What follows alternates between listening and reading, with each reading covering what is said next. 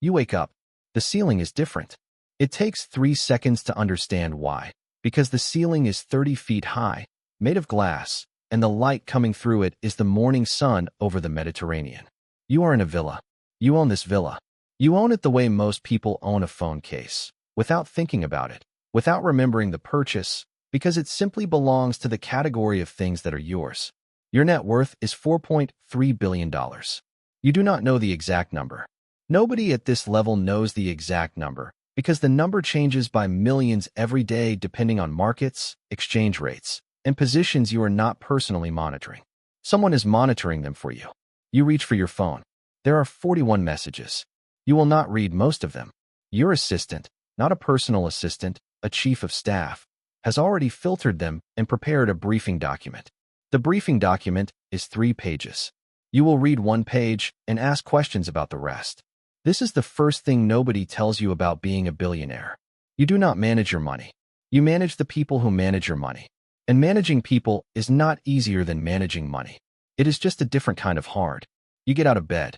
Breakfast is ready. Not because someone made it when they heard you wake up. Because breakfast is ready at 7:15 every morning. And you wake up at 7:15 every morning because your schedule is not yours. Your schedule belongs to the system you have built around yourself, and the system requires consistency to function. The chef has prepared 3 options. You choose one. This is the quality of your decisions before 9 a.m. By 9 a.m., you have spoken to your chief of staff, reviewed 1 page of the briefing, made 1 decision about a property acquisition in Portugal that involves $14 million, and approved a wire transfer that would represent a life-changing amount of money to almost anyone you have ever met. You did this between bites of eggs. This is not what you imagine when you imagine being a billionaire. You imagine freedom. And you have freedom of a specific kind. You can go anywhere. But going anywhere requires logistics. The plane needs a flight plan. The destination needs a security assessment. Your team needs notice. Spontaneous travel at your level is a 3-hour operation minimum. You can afford anything. But affording anything means nothing once you have everything, because desire requires scarcity to function, and you have eliminated most scarcity from your life. What you could not eliminate is time. You have the same 24 hours as the person who woke up this morning in a 1-bedroom apartment checking their bank balance. You spend yours differently, but you spend them, and they end the same way. By 11 a.m. you are in a meeting. Not a meeting in an office building. A meeting in a room inside your villa that has been designed to look like a neutral space because your advisors told you that meeting in a room that looks like a throne room affects negotiation dynamics. The room has white walls. The table is simple wood. The people across from it are not simple. They are lawyers, 2 of them, and a fund manager, and a man whose specific role you have never fully understood, but who has been in every important meeting for 4 years and whose advice has always been correct. You are discussing a stake in a company. The stake is worth roughly $300 million. The conversation is about basis points and governance rights and exit clauses.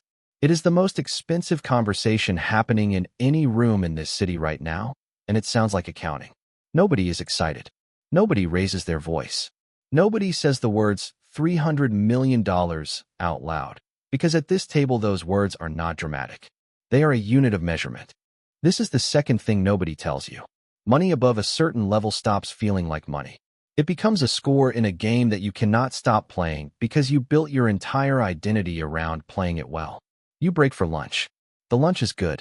You notice it is good, briefly, and then you stop noticing because your phone has a message that requires attention, and attention is the real scarce resource in your life. After lunch you have a call with a politician. Not a low-level politician. A senior one, from a country where you have significant interests. The call is cordial. The politician needs something. You have something to offer. This is not corruption. This is how large-scale interests interact with governance structures in every country on Earth. You understand this clearly. You understood it less clearly before you had $4 billion. Having $4 billion is an education in how things actually work that no university offers. By 3 p.m., you have made 7 decisions. 2 of them involved more money than most people will earn in their lifetimes. You remember 4 of them clearly.